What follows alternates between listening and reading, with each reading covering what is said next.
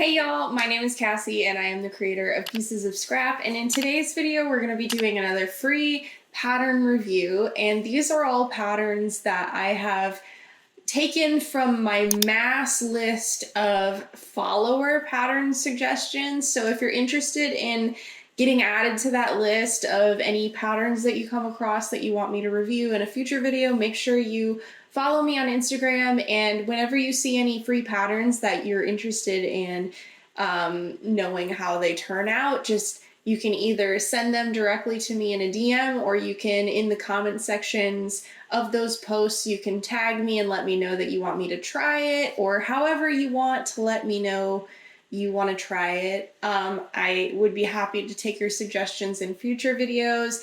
I'm going to try in future videos to incorporate more follower suggestions. In the past, I've done maybe 2 or 3 per video, maybe 1 per video, but this video is the first that is all follower suggestions. If you don't count my follower pattern review video where I just reviewed the patterns of my followers that were suggested to me.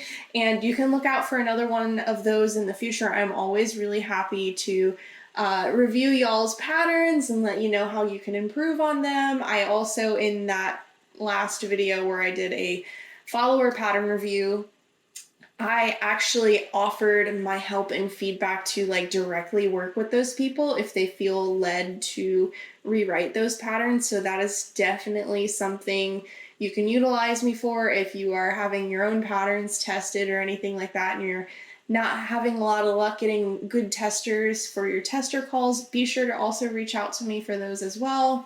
But with all that being said, I just want to go ahead and get started talking about the patterns that I picked for this video. So first off, I kind of mentioned that list that I have of all of the different patterns that you all have suggested to me in the past. So I just have that in a saved list on my Instagram. And because of that, I have a separate list that has if the pattern is a follower pattern, if it is on YouTube or whatever. So there's 2 separate lists. There's a saved list on Instagram, and then there's a written list of all of the patterns. And I try my best to keep everybody's username tag attached on that list so that I know who's suggesting the patterns. But because of the way that I picked my patterns for today's video, there are several patterns that have repeat of the same follower who suggested that pattern to me, and that was just kind of luck of the draw. I was just picking patterns based on what they looked like and if they would look good together in a video in the background of these shots. And so because of that, there is 1 or 2 followers in here that will be repeated multiple times, but I picked 10 patterns total, and I tried my best to get a good variety of different kinds of patterns and different lengths of time that you would dedicate on working on these different plushies. So with that being prefaced, in the future, I'm going to do my best to make sure that all of the patterns that I pick for the videos are suggested by different people and not have the same people repeating again and again. Again, if there's a lot of people suggesting patterns, that won't be as much of an issue anymore, but I think the backlog that I have of patterns that have been suggested over the past year, there's a lot of people that suggest patterns to me repeatedly throughout the year. And so because of that, I have a lot more of a catalog of things that they might have suggested to me versus catalog of what other followers might have suggested to me. So just keep that in mind as we review today's video. And yeah, so getting started, I always like to go over what criteria I use to rate the patterns when I rate them. So number 1 is, would I use the pattern again? And this really comes down to how easy it is to work through the pattern, if it is a quick pattern to work up, if it's market preppable, if I'm bored during the pattern or anything like that. It really comes down to how interested and how fun the pattern really can be and stuff of that nature. Number 2 is, can I understand the pattern easily? This really comes down to if it is easy for a beginner crocheter to understand the pattern to an advanced crocheter. The way that your pattern is written should be easy for any skill level to understand. And if they don't understand, it should be easy for them to find the resources to figure out how to understand. So for example, there should be thoroughly written instructions that have detailed instructions about how to do specific things, as well as just having diagrams and lots of photos so that anybody, any skill level, any learning method that they prefer, they're able to follow along easily and not have to rely on you as the pattern designer to like message them back and get questions answered that you may have when you're confused when making the pattern.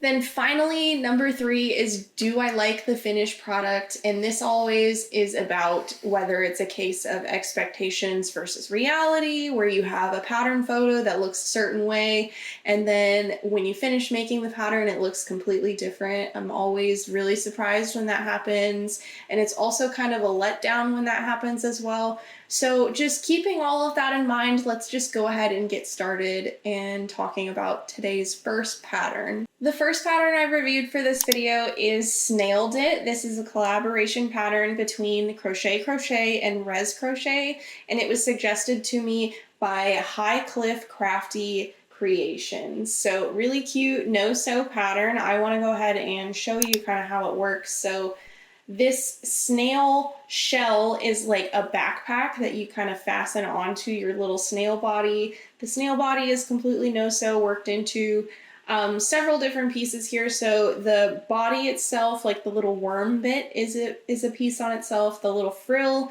is a piece that you crochet into the body, and then the antenna are also a piece that you crochet into the body. And then separately, you make this little shell. All the little straps are just chained off of the body. You don't have to worry about sewing them on or anything like that. So awesome, awesome pattern. And the way that the snail shell works is it's kind of like a little backpack, similar to the Trunk the Turtle pattern, also by Crochet, and it is a collaboration pattern, of course, as many of her patterns are. And with the Trunk the Turtle pattern, you also have a similar method of fastening on the shell to the turtle as you do with this little snail pattern. And I really, really love how he turned out. I made 2 of them just because I was kind of obsessed with how it comes out. It's so cute, and I was expecting it to be a lot smaller. I think it's just because of the way that Crochet shoots her final photos. It makes the patterns look overall much smaller than they actually are, so I'm always surprised when it comes out a lot bigger. This was all just using Premier Parfait Chunky, which is a weight 6 or 7 yarn. It's not very big. I use a 5mm hook when working with it, and so it's not like a big bulky chenille yarn like you would typically expect to create like a big plushie like this, but it is a fairly large size yarn if you're typically used to working with like acrylic or cotton or anything like that. That would be a smaller like weight 4 yarn or something like that. So we've got these 2 snails here. I really appreciated in the pattern that there were lots of photos and detailed instructions throughout the entire pattern. That's something that I typically expect in a lot of patterns, and most of Crochet's patterns, if not all, are like that. You get lots of work in progress photos, detailed instructions, and then usually there's like modifications to the pattern, which is always a plus as well. So really, really cute. I saw that there were lots of testers of this pattern, so you got like different color ideas if you were interested in getting some inspiration about what colors you should use. That was really awesome. And yeah, I really loved this pattern. These little guys are made up in just an hour each, which is really awesome for a plushie this size, that I think a lot of people would find value in. And then another thing is, similar to the Trunk the Turtle pattern, I think these could be like a build your own snail type of deal. Similar to what I do with the turtles, I think you could just make different kinds of shells and just have different colored bodies, and then people could kind of like build their own snail if they wanted to. So I think that is really awesome and cute.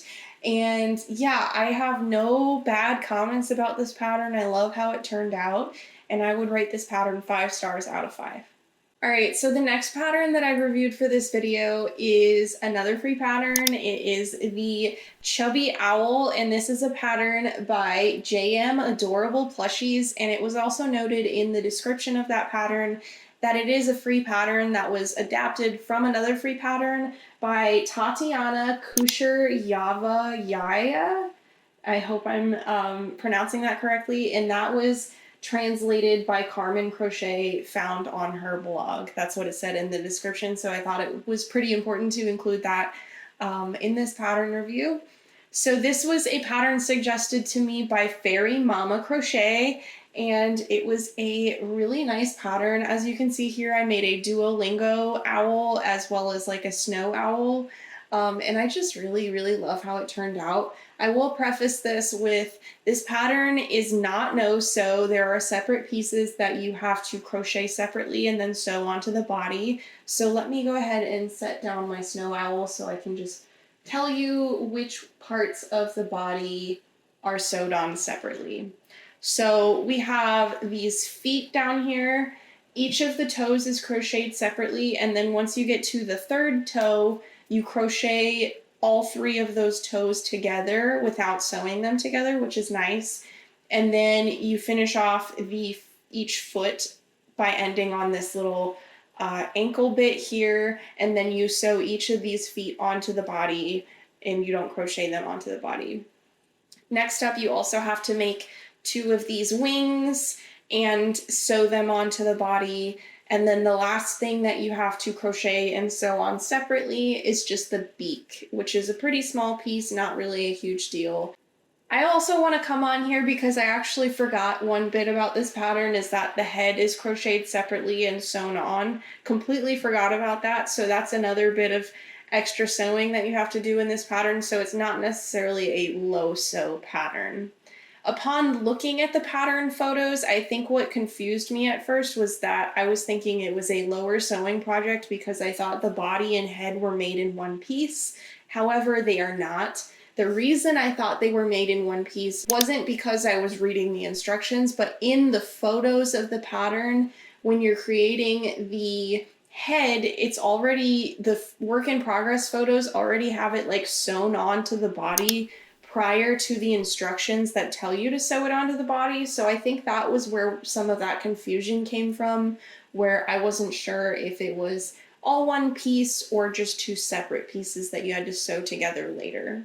Other than that, I thought the pattern was super detailed and easy to follow. I really enjoyed it so much that I had to make a second one, and I made this one prior to making the Snailed It pattern behind us. However, I think this is probably one of my new favorite patterns, and I'm really happy that I was able to find it and try it for the first time, because my past couple markets, I've had people asking for owls specifically, and so I'm sure these will sell really well, and I'm really excited to make some more for markets in the future. I would rate this pattern 4.5 stars out of 5. Next up, I reviewed the Baby Spring Bunny pattern. This is a pattern by Kazillion Crochet, and it was recommended to me by Kimmy's Crochet 91, so thank you, Kimmy, for suggesting that. I have it in two different types of yarn here. This is Himalaya Dolphin Baby in this coral color, and then I also made it in Premier Gumdrop, which is a similar weighted yarn. I think it's technically the same size in yarn weight. However, when you work with it, I work with a 6mm hook instead of a 5mm hook, and it comes out a little bit bigger, understandably, because the yarn weight is similar, but it is still bigger than Premier Parfait and Himalaya. I really liked this pattern. This pattern is completely no-sew. The ears are crocheted into the round, and the head and body are one piece all together, so that makes it a very quick pattern, worked up in under an hour. And I finally got around to getting some kawaii eyes here, so we've got some cute little bunny sparkle eyes on these guys, and that's super adorable. And my only real note about this pattern was that the eye placement instruction was a little off for me. I ended up placing my eyes 5 stitches away from the ears, with 6 visible stitches in between them on the row that it says in the pattern. And so when you place the eyes according to where the pattern tells you to place them, at least for me, the eyes were off center. They weren't the same distance away from the ears on each eye. And so I ended up just adjusting that so that it looked a little bit more symmetrical and correct. I also really appreciate that there was a beginner-friendly instructions page for attaching the ears if you're not familiar with crocheting ears or any other body parts into the round. That was really helpful, and I really enjoyed this pattern. I would give it 4.5 stars out of 5. The next pattern I reviewed for this video is the Little Panda, and this is a pattern by In the Crochet Cupboard, or Cupboard, excuse me, and it was suggested to me by Madison. So as you can see here, I have 2 different yarn sizes again. This is Elise Velatuo. This is a yarn that I picked up from yarnalot.com, and if you're interested in getting anything like this or like the Himalaya Dolphin Baby yarn, I have an affiliate code for yarnalot.com in the description box, so if you're interested in picking up any of that, you can get a little bit off your order. And then of course this is in Premier Parfait Chunky, so we have probably about a 33%, like a 1/3 size difference here with the different yarn sizes. This one I made using a 6mm hook, and this one was made with a 5mm hook. This pattern was completely no-sew, which I love, and really the only thing of note in this pattern was just that when there were repeats in the pattern, there weren't parentheses around the repeats. And what I mean by repeats isn't just like one row says single crochet like 30 stitches or something like that. What I mean by repeats is if there's like an alternating repeat. So if you're doing 1 single crochet and then an increased stitch, there wasn't parentheses around that repeat, which made it a little bit confusing at first. I had to like do a double take to make sure I was doing it correctly and that the stitch count made sense. But for beginners, I don't think that's going to be very obvious. If I was a beginner and I was reading the pattern and it had some repeats in it, I would just think that the second stitch mentioned in the repeat was the one that you're supposed to do however many times in the repeat that it says. So overall, I think this pattern is really cute, and I love that it's no-sew. I'm sure that it will be a hit at markets. However, because of that little repeat issue, I think I'm going to have to dock a 1/2 point, so it'll be 4.5 stars out of 5 for this one as well. The next pattern I reviewed for this video is a pattern by Ayasika Crochet, and I apologize if I'm saying that incorrectly. This is another pattern that was suggested to me by Madison, and this is Dori the Kappa. I think it's really cute. I need to do a little 360 for you guys because he does have like a little turtle shell in the back, which is really cute. On initial observation of like the pattern photo, you might not know that he has a little turtle shell in the back, and in fact when I got all my yarn colors out for this pattern, I completely forgot that there was a shell, and so I had to like stop mid-working to go grab some more yarn colors to have like this dark green turtle shell on the back. But anyway, this is a fairly high sewing project. You have to crochet and sew the little, I think this is referred to as a pond in the pattern, but like the center of this little flowery bit up here, the center of his cap, you sew and crochet the leafy little flowery cap separately as well. The beak separate, each of the wings / arms are separate, the belly patch is separate, these 2 feet are separate, and then the shell, of course, is also separate. And after you sew and crochet the shell, you also have to embroider some details onto the shell as well. However, of course, you probably don't need to if you don't prefer to have those details on the back, but that is also always an option. I didn't mind all of the sewing involved because I just love how this guy turned out. I think he is completely adorable, and that I've been finding myself to become more and more forgiving about the amount of sewing involved in some projects just because of how it turns out in the end. Like if it's worthwhile to me to create something like this, then I will probably put up with all of the sewing involved in it. But anyway, one of the first things that I wanted to point out in this pattern was similar to the last pattern, was just that when there were repeats in the pattern, they weren't put in parentheses, so it wasn't super obvious what instruction you were supposed to repeat. And I think that is really important for beginners, as I said earlier, to know what you're repeating and not just having to assume what you're repeating. I noticed in other parts of the pattern there were parentheses around parts of it that you were supposed to repeat, so I'm not sure why that didn't stay consistent throughout the entire pattern. In round 5, it wasn't obvious that the slip stitch, single crochet, half double crochet, and double crochet was all done into the chain 5. It's all together in the same parentheses, but it doesn't specify which stitches you're working into, and so I don't think it was super obvious that you were supposed to be working those stitches into the chains themselves. Next, for the beak, it tells you to chain 6, and this is where I'm starting to notice that whenever there were chaining instructions in the pattern, there wasn't a note about which chain to work into from the hook or even to work into the chains at all. It just goes straight into the instructions of what you're supposed to work into the chains or the stitches without indicating where you're supposed to start.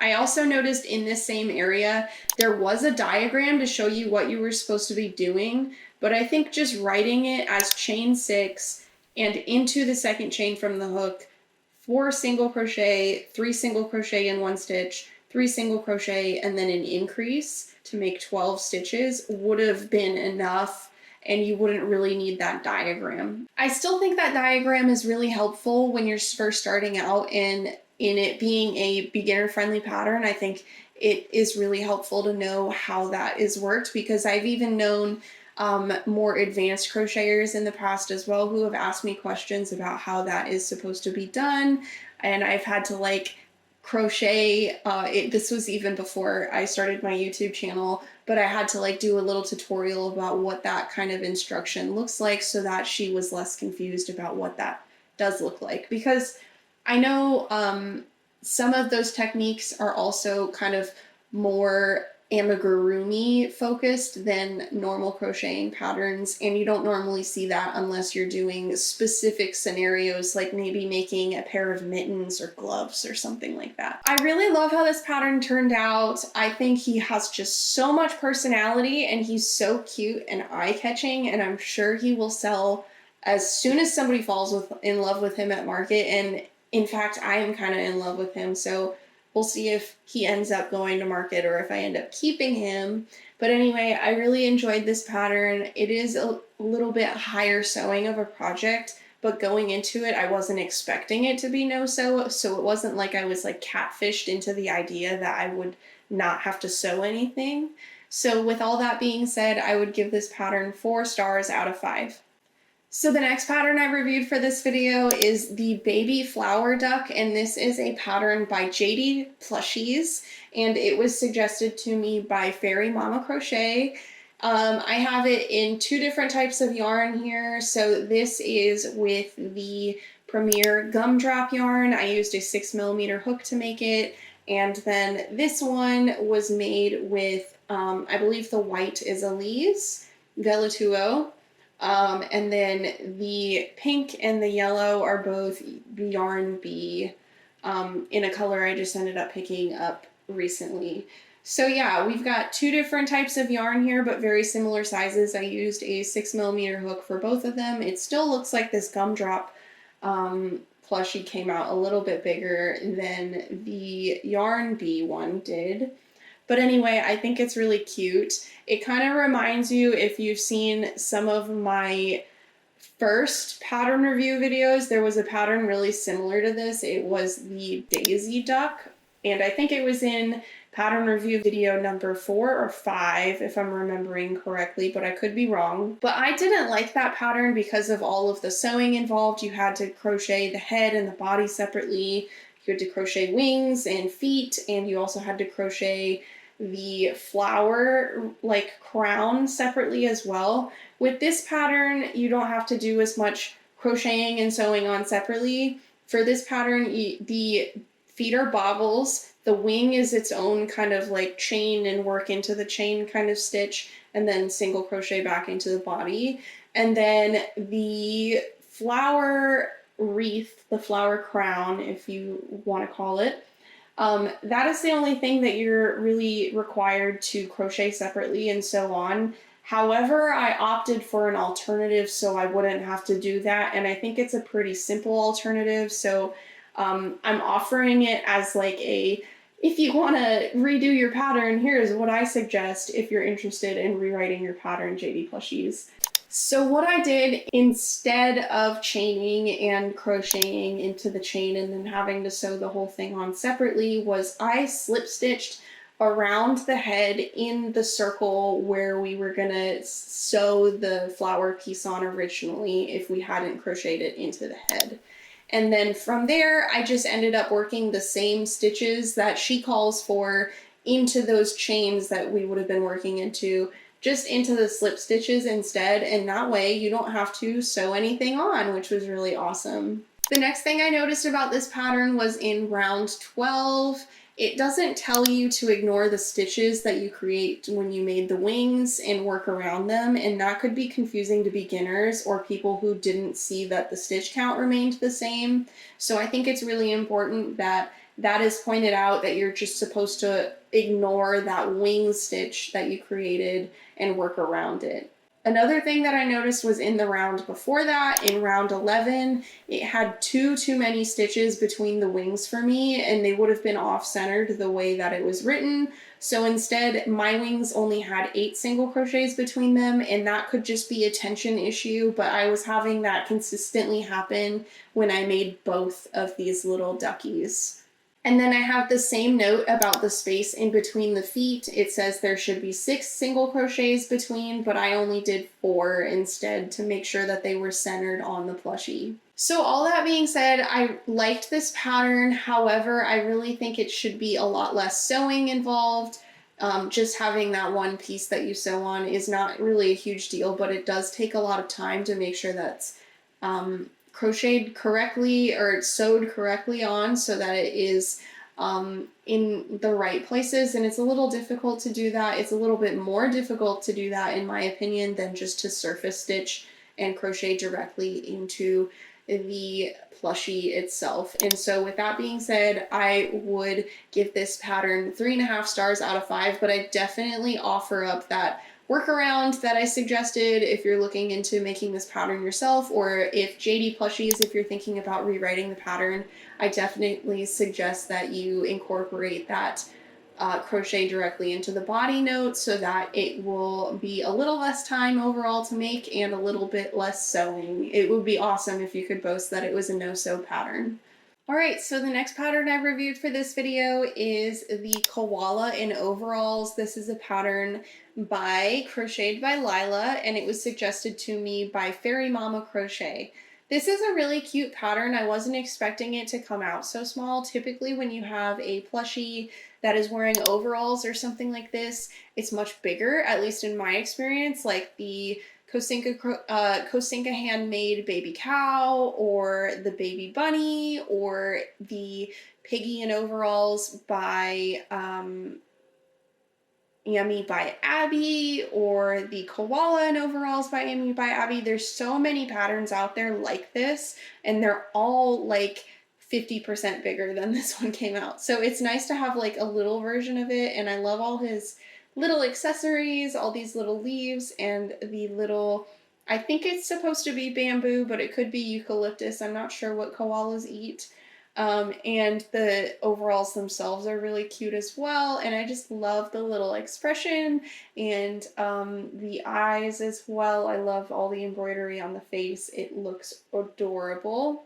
I made this pattern in Premier Parfait Chunky, and I really love how he turned out in all of the colors that I chose as well. It's so cute. My only real note about this pattern was just that when I made the ears, I ended up having to go over the front and the back a little bit to cover up, using just like embroidery technique to cover up the white that was poking through the back, because the way that this is made is it's made into a magic ring. You start with the white, and then throughout the next series of rounds, you start incorporating the gray, and then when it's finished, I believe you fold it in half and single crochet over the edge to create this little half lemon shape of the ear, and then you sew it onto the head.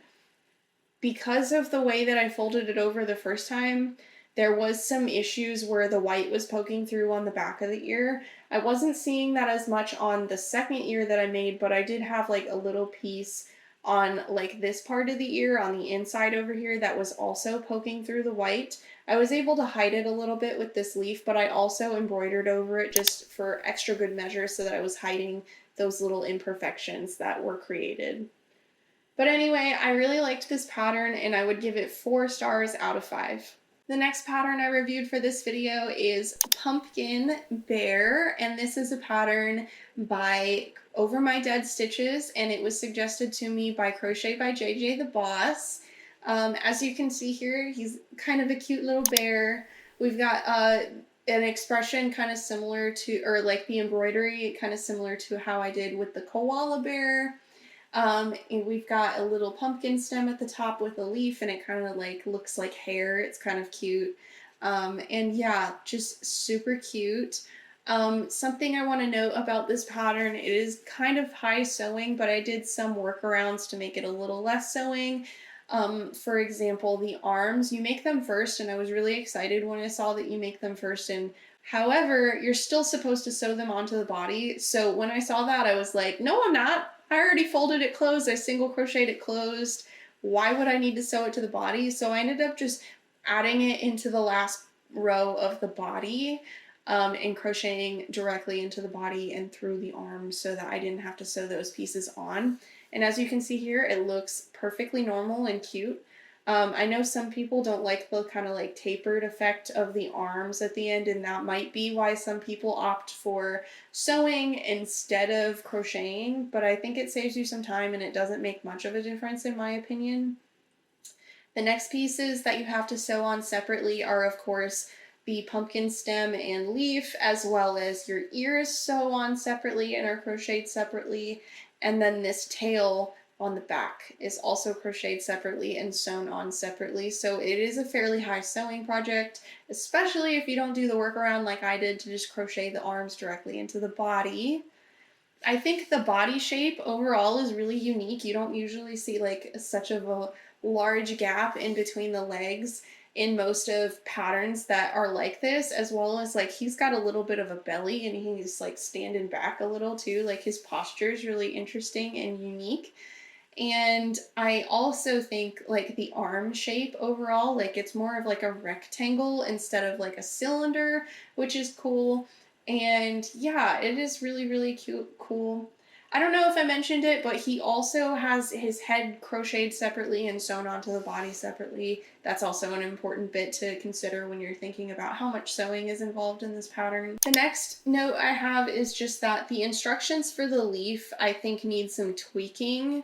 I think when it says repeat on the opposite side of chains, that's just a little too vague for me, in my opinion, especially if you're a beginner doing this pattern for the first time. I think you really need to just repeat the instructions for the leaf backwards so that you know what you're supposed to do, because if I was reading those instructions and it just said repeat on the opposite side of the chains, I would repeat from the start of where we started crocheting instead of at the end, which I think is what is intended so that leaf is symmetrical. I also think that the assembly page really needs some photos to make it easier to understand and easier to follow, and that would make it easier for you to assemble this cute little pumpkin bear as well. So overall, it's a cute pattern. I think there's just a little bit too much sewing involved, and because of that, I would give it 3.5 stars out of 5.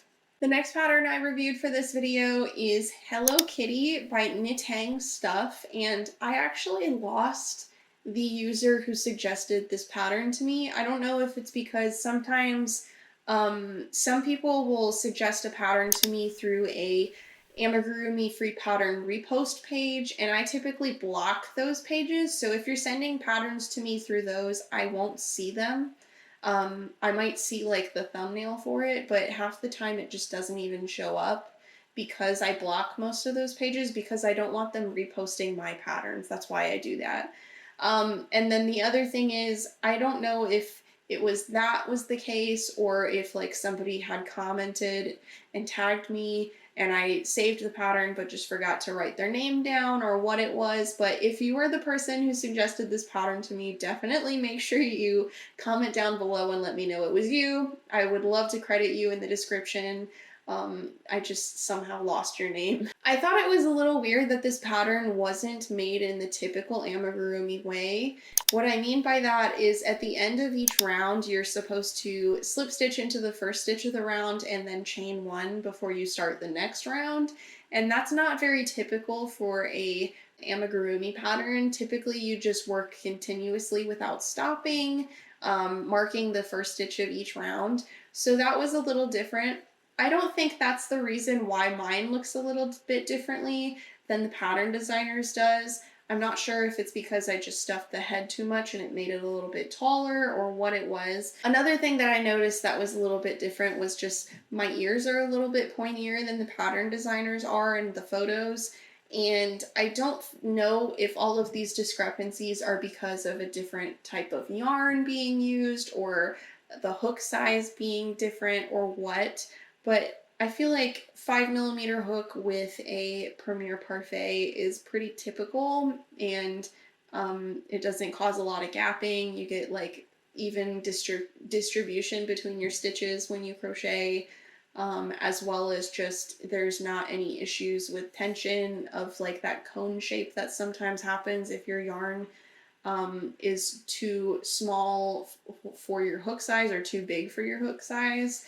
So I'm not really sure what was happening there. Another thing that I noticed was just that I don't think the safety eyes instruction should come before round 14, because you need that yellow portion of the body to reference where you should place your safety eyes so that they're centered on the front of the face. And so when I had placed my safety eyes, I did it when it was instructed to in the pattern. And because of that, I had to remove my safety eyes and then reattach them so that they were centered in that yellow portion of the body. The next thing that I noticed was that the 4 single crochets between the leg bobbles was too few for me. So I added an additional 2 single crochets between the legs to space them out evenly between the arms.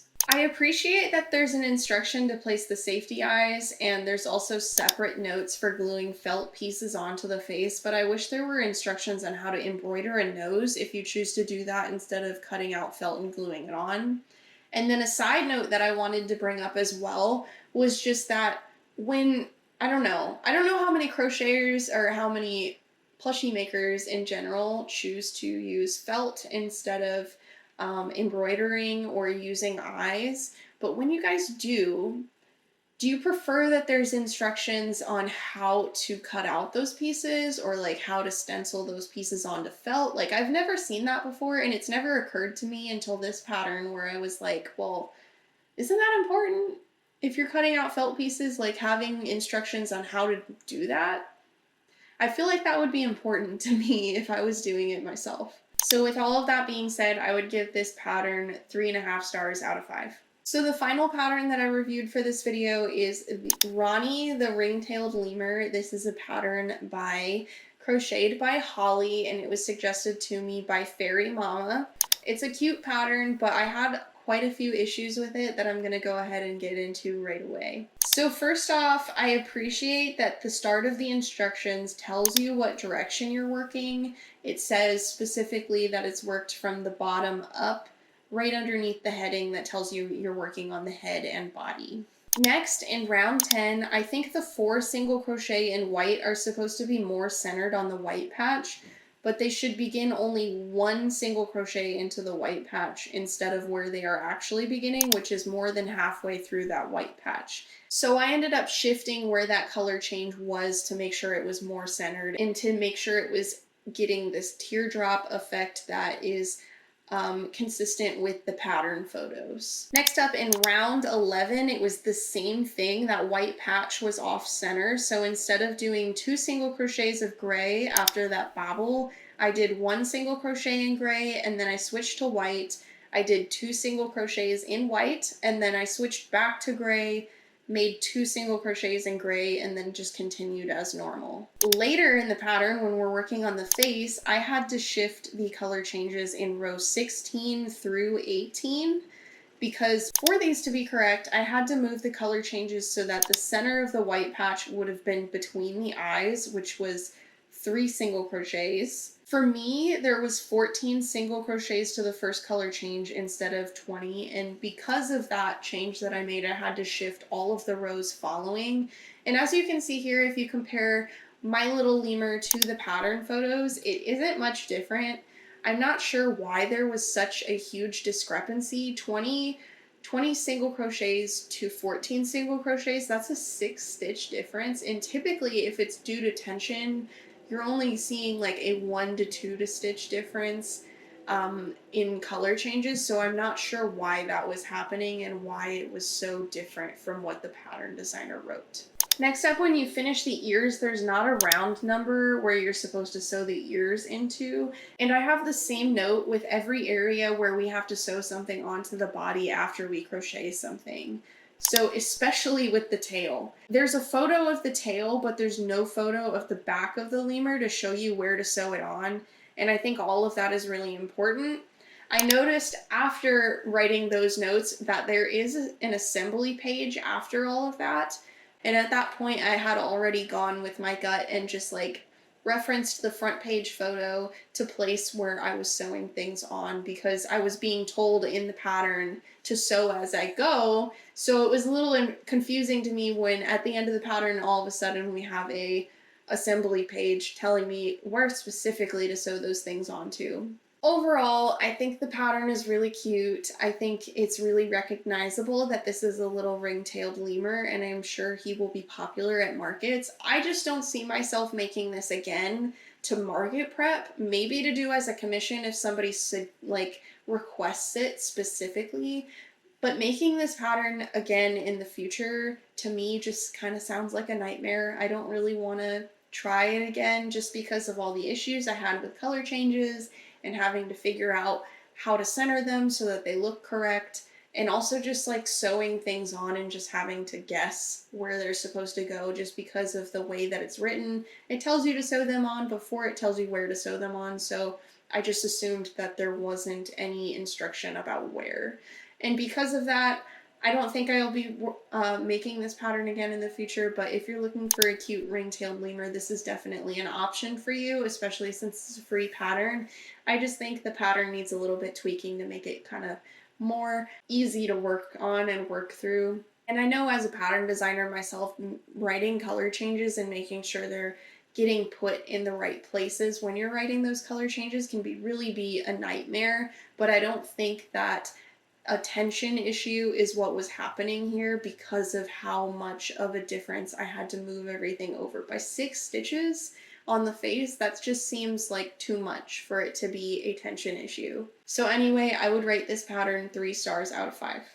So anyway, I hope you guys enjoyed this video. It was a lot of prepping to make everything here, and I really enjoyed picking out some bigger patterns that I actually liked making for once. I love when I find a big pattern that is pretty low sew, or at least it's really entertaining to make, and it's really it's a fun pattern that I like to see the end product of, versus like some patterns can be really annoying to work through, especially if you have to like figure out how something's supposed to be moved or shifted or whatever it may be. I really enjoy making these videos for you, and I hope you guys find value in them and trying to weed out patterns that you want to try and maybe you want to avoid. So anyway, if you enjoyed this video and you want to see more in the future, make sure you hit that subscribe button and comment down below which of these patterns you're going to try for yourself, or if you've tried any of them and your thoughts on any of them that you may have tried. So with that being said, I hope you guys enjoyed this video, and I'll see you guys next time. Bye!